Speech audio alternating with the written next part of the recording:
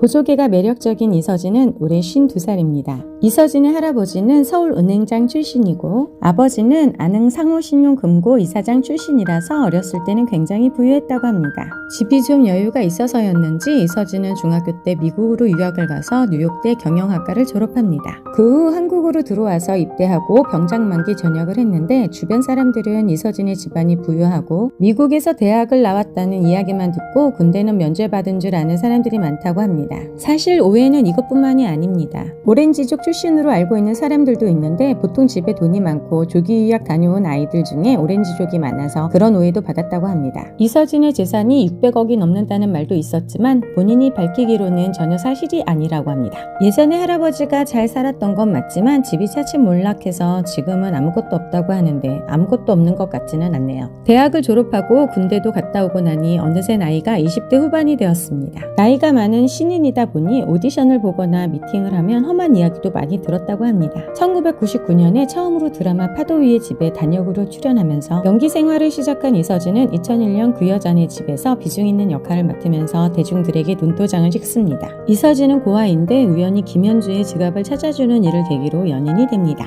하지만 김현준의 집은 엄청 부자라서 고아에다 가난한 이서진을 인정하지 않아서 헤어지게 되죠. 그렇게 낙심해 있던 이서진은 낚시하러 가는 곳에서 같이 낚시를 하던 재벌 할아버지가 자신의 친할아버지라는 사실을 알게 되는데 비슷한 시기에 김현준의 집은 아버지의 사업 실패로 완전히 쫄딱 망하게 됩니다. 이서진은 김현주의 마음을 돌리려 노력하지만 김현주는 자신의 처지가 처량하기도 하고 이서진한테 미안하기도 해서 거부하지만 결국에는 해피엔딩으로 끝납니다. 시청자들로부터 연장 요구가 빗발쳤지만 연장을 거부해서 고퀄리티 작품으로 남은 교과서적인 드라마입니다. 2002년에는 별을 쏟아에서 비중 있는 악역으로 등장합니다. 매니저 전도연이 난독증이 있는 조인성을 스타배우로 키운다는 내용인데 여기에서 이서진은 전도연과 전도연의 오빠를 배신하는 역할로 나옵니다. 내용은 그다지 신선하지 않지만 전도연과 조인성, 이서진의 풋풋한 모습을 볼 수 있는 드라마입니다. 극중 전도연의 성태요! 그 성태! 라고 말하는 부분을 성태 묘사하는 것이 한동안 유행하기도 했습니다. 그리고 대망이 2003년 이서진이라는 이름을 대한민국에 널리 알린 다모가 방영합니다. 워낙 유명한 드라마라 줄거리는 생략하고 비하인드 스토리를 말씀드리자면 원래 다모는 후속편 대장금의 방영 시기를 맞춰주는 소위 적당히 시간 때워주는 드라마로 만들어졌습니다. 지금이야 하지원, 이서진 모두 인류 배우가 됐지만 당시에는 월화 드라마의 주연을 차지할 정도의 인지도가 있는 배우는 아니었습니다. 거기에 모델 출신 김민주는 연기를 배우는 과정 정도로 생각하고 드라마를 찍었다는 말이 있을 정도로 연기력이 좋지 않았습니다. 방송국에서조차 기대하지 않은 작품이라는 것을 알았지만 정영수 작가와 이재규 PD는 해당 드라마를 버리지 않았습니다. 이재규 PD에게는 첫 번째 메인 연출작이었고 정영수 작가에게는 첫 번째 장편 드라마였던 것이었습니다. 두 사람은 이틀의 하루는 밤을 새다시피 작업에 몰두했다고 합니다. 결국 상당한 영상미와 하지원, 이서진의 열연이 어우러져 다모페인을 만들어냈고 하지원과 이서진의 몸값은 급상승했습니다.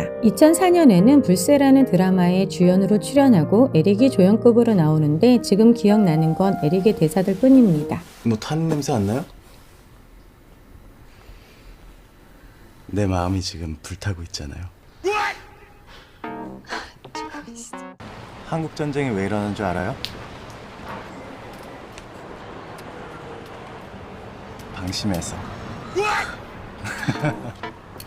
대사치다 닭이 될 것 같아 영상으로 대체했습니다. 그 후 이런저런 작품에 나오지만 그다지 큰 흥행작은 없었습니다. 그러다 2007년 다모에 이어 두 번째 큰 히트작을 만나는데 그 드라마는 바로 이산입니다. 무한도전 멤버들이 특별 출연한 드라마로도 유명한데 덕분에 무도 멤버들을 찾아보는 쏠쏠한 재미도 있습니다. 정연도는 중국 상인 역할을 맡아서 중국어 대사도 했었고 박명수는 원래 대사 있는 역할이었지만 연기력 논란 때문에 현장에서 급하게 대사 없는 역할로 바뀌는 해프닝도 있었습니다. 이산의 인기에 힘입어 무한도전 이산 보조 출연 특집은 역대 에피소드 중 유일하게 시청률 30%를 넘는 기록을 세웠습니다. 하지만 한 가지 논란 때문에 인터넷상에서 시끄러웠던 적이 있었는데 바로 아역 배우들의 노출 문제였습니다. 초등학생 정도 되는 나이의 남자 아역 배우들이 냇가에서 물장난을 치다가 옷을 도둑 맞는 씬이었는데 모자이크를 하기는 했지만 한국 드라마 역사상 전례 없는 장면이었던 것은 확실합니다. 이것을 두고 한쪽에서는 너무 과하다고 했고 다른 쪽에서는 시대 상황을 비춰봤을 때 자연스러운 장면이었다고 논쟁을 펼쳤는데 정작 사건 당사자들은 당시에 재미있게 노느라 창피하거나 부끄러운 거 없었고 지금은 그냥 추억이라고 생각한다고 했습니다. 60부작으로 제작했던 이사는 인기가 많아져서 17회 연장을 하게 됐는데 이서진의 연장 계약 조건이 조 단역의 출연료 인상과 스태프들 포상휴가 보장이었다고 합니다. 대부분 드라마를 연장하면 본인의 출연료 인상을 조건으로 많이 내거는데 본인이 조연이었을 때 힘들었었던 걸 잊지 않고 이런 행동을 하는 건 참 보기 좋은 것 같습니다. 왜 이런 조건을 내걸었냐고 물어보자 너무 연장하기가 싫었어요, 사실. 정말 연장하기 싫어서 절대 들어주지 않을 것 같은 조건을 내걸어서 연장 계약을 파토내려고 했는데 그쪽에서 조건을 들어주는 바람에 이렇게 됐다고 하는 걸 보면 진정한 츳데레인 것 같습니다. 드라마 스태프들에게 초콜릿을 선물하면서도 야, 너 이거 가질래? 라고 말한다고 합니다. 예전 같으면 내가 그지냐? 이러겠지만 시대가 변해서 그런지 요즘은 이런 게 스윗한 느낌을 주네요. 끝까지 어디에서 얻은 거 그냥 준 거라고 하는 거 보면 참 태생이 스윗한 것 같네요.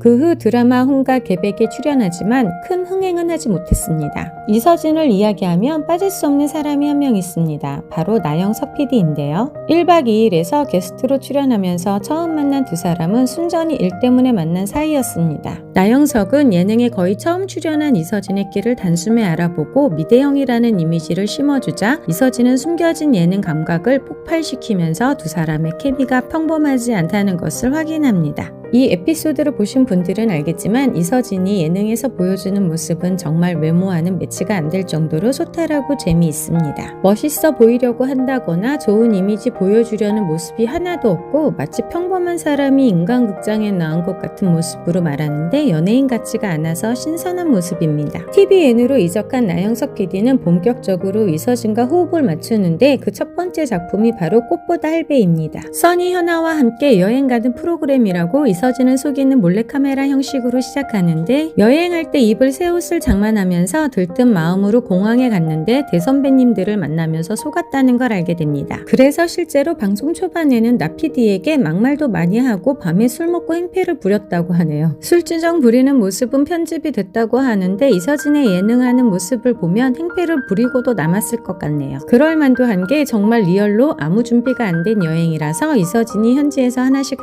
해결해가는 게 설정이었던 것입니다. 아무리 영어를 잘한다고 해도 이런저런 관공서 같은 곳에서 업무를 보는 건 쉽지 않습니다. 하지만 그런 모습이 사실 보는 건 재밌죠.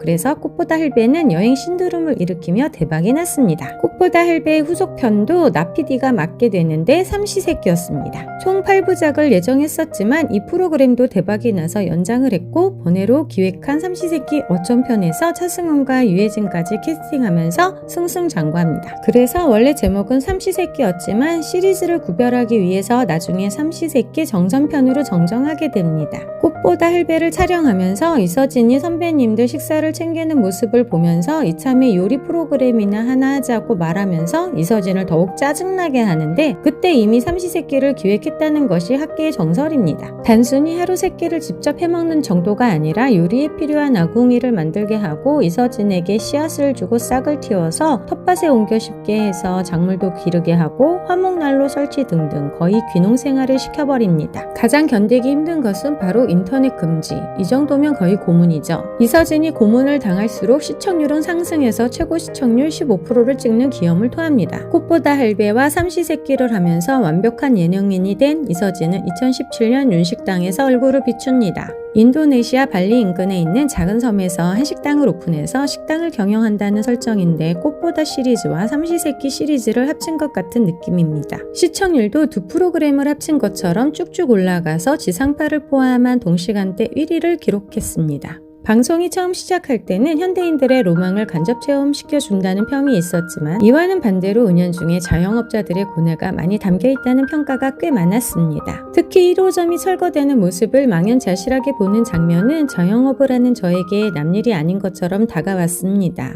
실제로 윤여정이 에피소드에서 장사는 목이라는 발언을 하는데 저도 동감입니다. 비하인드 스토리가 하나 있는데 윤식당 첫 촬영 후 배를 타고 돌아오면서 이서진이 나피디에게 너 이 프로그램이 잘 될 거라고 생각해? 라고 물어보자 나피디가 형 나도 잘 모르겠어 라고 대답합니다. 다시 이서진이 도대체 이 프로그램의 컨셉이 뭐야? 라고 물어보자 나피디가 서울 가서 자세히 생각 좀 해봐야 될 것 같아 라고 대답해서 이서진은 멘붕이 왔다고 합니다. 그렇게 자신감 1도 없이 불안한 마음으로 시작했는데 지금까지 나피디와 함께한 프로그램 중에 가장 좋은 성적을 거두자 이서진은 나영석 PD의 성공은 다 운이다 라고 결론을 짓습니다. 그렇게 성공적으로 또 하나의 예능을 마무리 짓고 아주 오랜만에 완벽한 타인으로 영화계로 복귀합니다. 세 쌍의 커플과 한 명의 미혼남이 주인공들인데 그들은 전부 친구입니다. 어느 날 저녁을 먹으면서 핸드폰으로 오는 메일, 문자, 전화통화를 모두 공개하는 게임을 하게 됩니다.